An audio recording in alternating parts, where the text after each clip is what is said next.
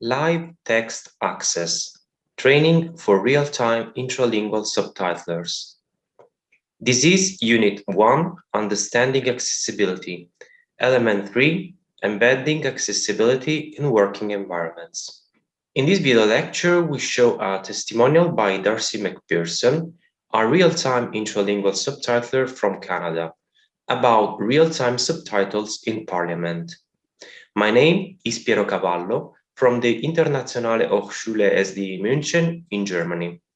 I have prepared this video lecture in collaboration with Rocio Bernabé Caro, also from SDI München, and European Federation of Art of Hearing, in short, EFO.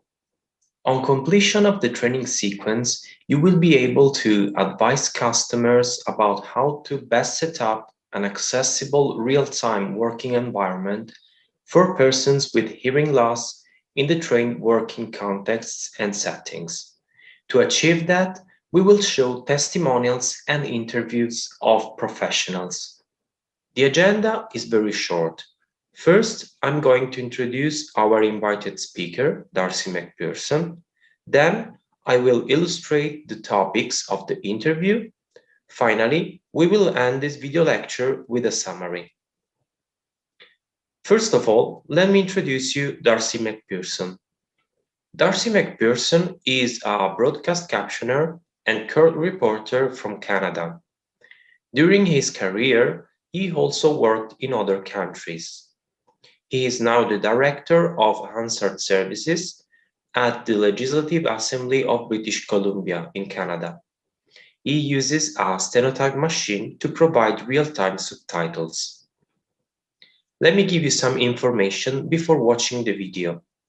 In this testimonial, DArcy starts talking about the key role of real-time subtitlers in the parliamentary and legislative contexts, also as an access service for all. Then, he briefly reviews how the making process of subtitles in this context work and the differences between working on-site and online. Finally, he gives some suggestions to future professionals. Okay, let's watch the video now. Hello, my name is DArcy McPherson, and I am the Director of Hansard Services at the Legislative Assembly of British Columbia in Canada. And I've been asked to speak to you a little bit today about accessibility in the legislative setting. So my role as the Director, I oversee 3 different sections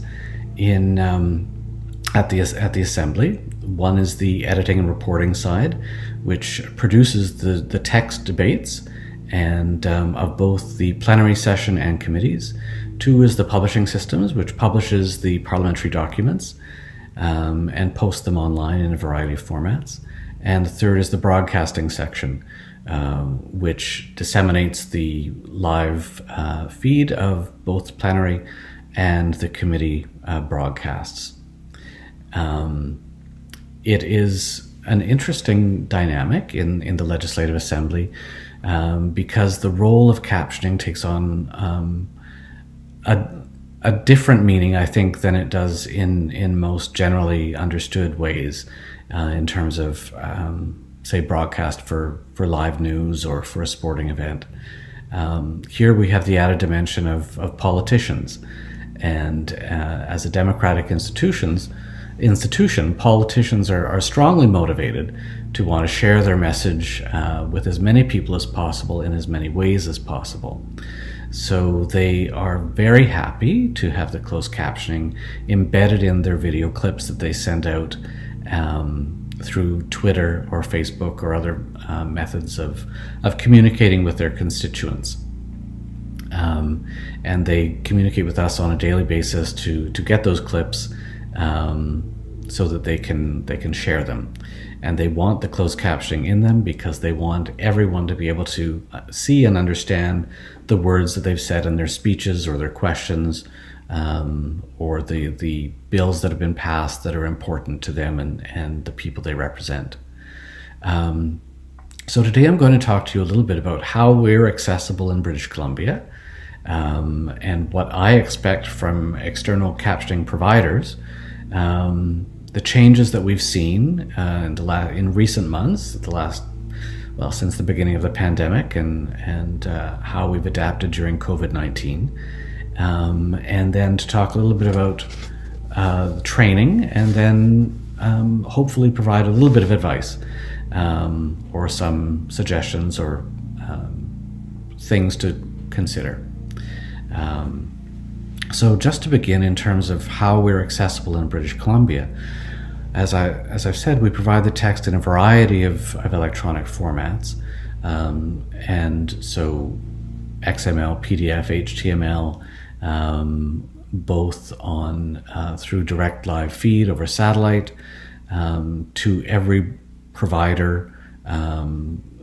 There is an agreement with the oversight body in Canada, which is called the CRTC, which is a commission which ensures that Canadian content reaches broadcasters, and in turn Canadians. So as part of that agreement, legislatures and parliaments are able to provide their video feeds for free without commercial content, so that everyone who has either cable or satellite has access to what their elected representatives are doing in the various legislatures and locations that they're sent to. So that's an interesting approach, and I think it's probably mimicked in a lot of areas, but it creates a slightly different dynamic for the captioners that provide the information. Because whatever we broadcast has to be captioned by regulation. And we do that, and we engage an external provider in order to provide those captions. So when when the sitting is happening, there's someone who's sitting actually one province over, most of the time in Alberta, which is where the main hub of the people who provide our captions are, and they assign it to different people, and when the live proceedings are happening, the person is sitting most of the time in their home and sending out the data through an encoder back to our broadcaster, who disseminates the information to the screens. So from the time the words are spoken until the person writes them on their shorthand machine, sends it back to us through the encoder, it does take about 2 seconds before the words are on the screen. So as you're viewing the screen, you see the words. For us, that's how that functions, and we're a fully independent broadcasting unit, so that gives us a lot of authority in terms of communication with the external provider, and also to make sure that our clients, or at least our main stakeholders, are that their needs are met. That's very important to us. When it comes to reporting, what we do is we take the closed captioning, the data that's been sent with that, and we filter it through a macro, and that takes out all of the capitalization and the chyrons, those two little chevron type marks that indicate new speakers, and it converts it into a Word file so that we can begin our editing process. And that also happens simultaneously and is broken down in 1 minute components that are then compiled into 5 minute chunks of time that are matched with sound, and then our editors begin their work.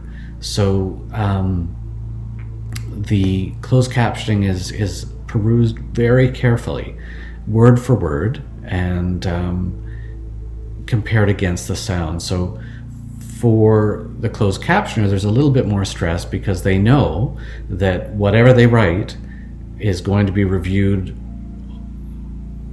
at a granular level in order for us to then produce the debate. So they try very hard to do their very best to give us a quality product that we won't have to massage as much when we're producing our debates. So it speeds up our process, and it works very well for us.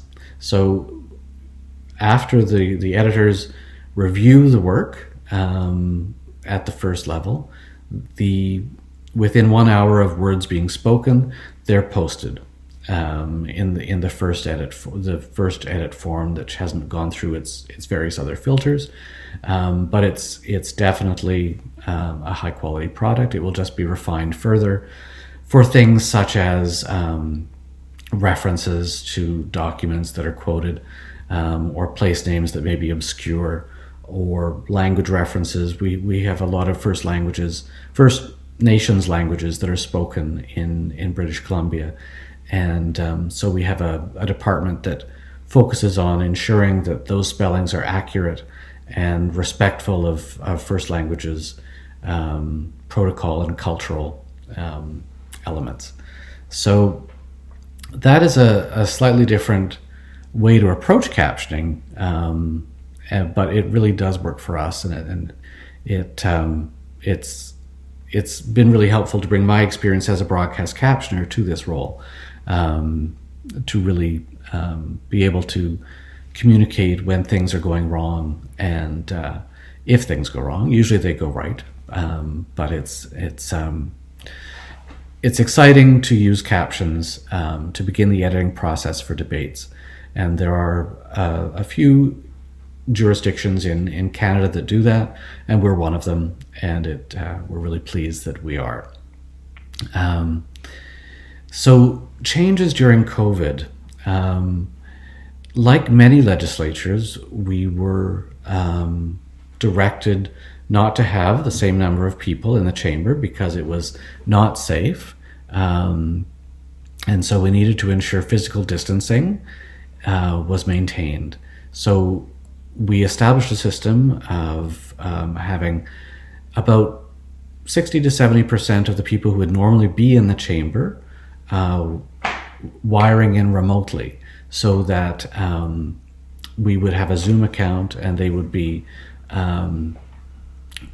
giving their speeches and communicating to the other people involved via Zoom. So that created a greater distance, and there were some challenges with that. So some people were much more familiar with technologies, so that was easier.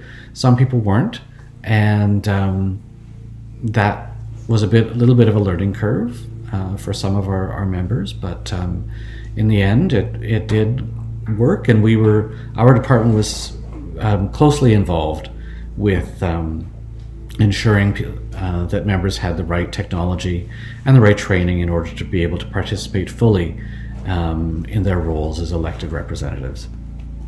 And so now today we continue that process, and it has the added benefit of allowing people not to have to commute every week from distant regions of British Columbia, where it can take sometimes 7 or 8 hours in transit. So it saves the members a lot of time that way, and yet they're still able to participate in their roles. One of the interesting things that's happened in this hybrid process and using Zoom is that there's a lot less heckling. So as the reporter is doing the captions, before COVID, there would be a lot of crosstalk, as is often evidenced in many legislatures. If someone says something that one political party doesn't agree with, that party will express their opinions loudly, and that can make it challenging for the person who's trying to take down the person who's speaking.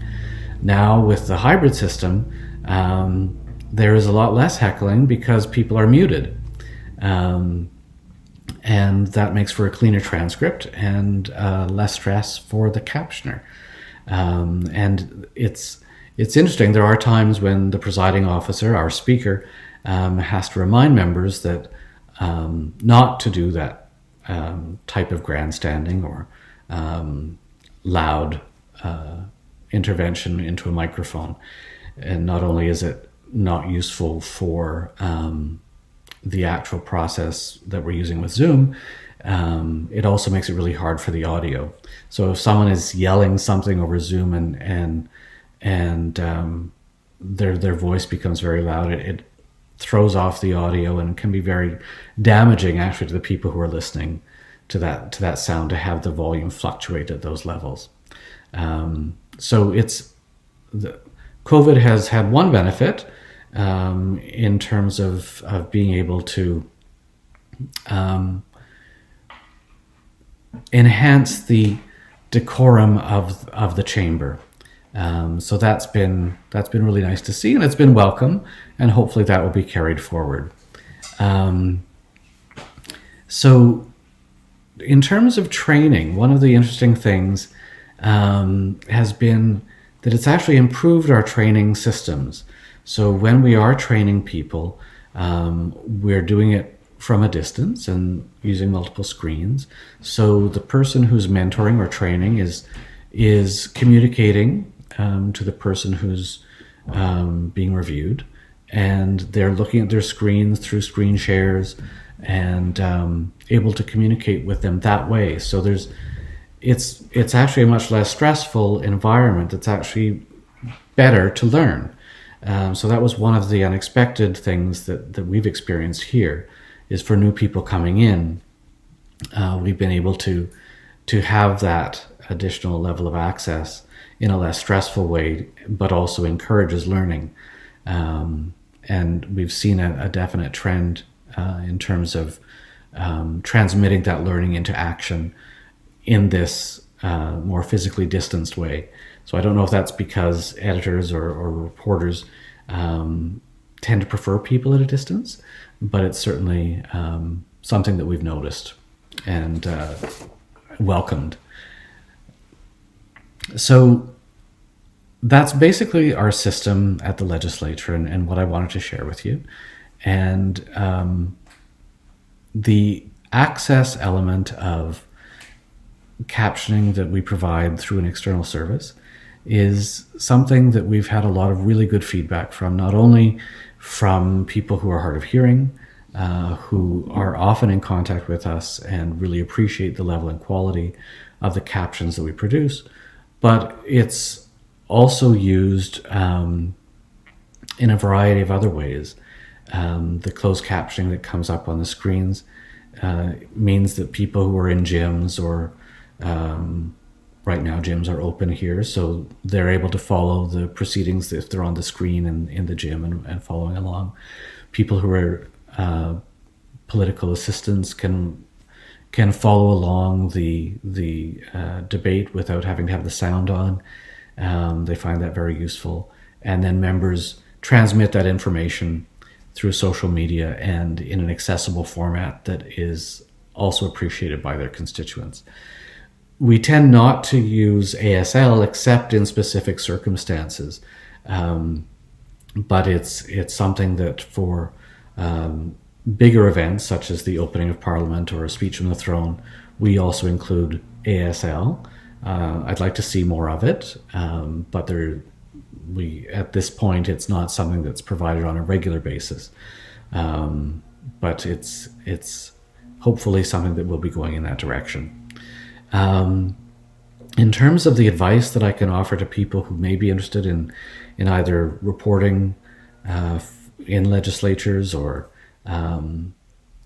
for broadcast captioning, or who may have to caption legislatures, I would recommend and highly stress the need to maintain constant practice, be vigilant, do your research, be prepared, and bring the best you that you can to the job. That is the most important part, and being agile and flexible is what any employer would be looking for. And I think that anyone coming into the profession will have a long and successful career if they adhere to those basic tenets. So with that, I will say good luck and thank you for listening, and stay safe. The summary. To sum up, we can say that real-time subtitlers have an important role in politics because politicians are strongly motivated to want to share their message with as many people as possible and in many ways as possible. Because of that, the communication between politicians and real-time subtitlers happens on a daily basis. Also, everyone can benefit from real-time subtitles, as they represent an access service for all and help to be actively involved in society. We have also seen that the subtitles produced pass through different stages, from its production to the editing and their publication, and are published in a variety of digital formats. Then we have seen that working online from home has its pros and cons, but in general, this has helped professionals to work more efficiently. Finally, Darcy shared with us some suggestions for future professionals entering in this field. He highlighted the need to maintain a constant practice, be prepared, and bring the best you can to the job. Also, being agile and flexible are useful skills that professionals should have. Exercises. The exercises for this video lecture are in the trainer's guide and the PowerPoint file.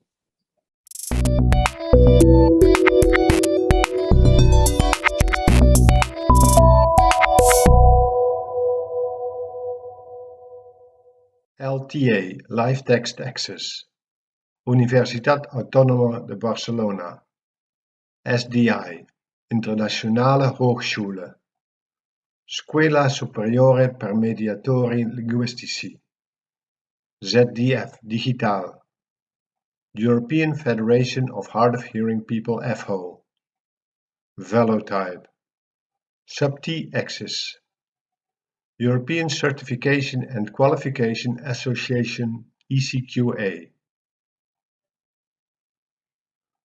Co-funded by the Erasmus Plus program of the European Union.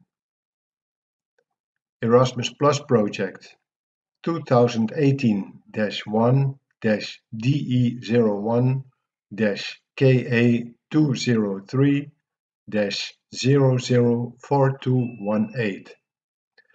The information and views set on this presentation are those of the authors and do not necessarily reflect the official opinion of the European Union. Neither the European Union institutions and bodies, nor any person acting on their behalf, may be held responsible for the use which may be made of the information contained here.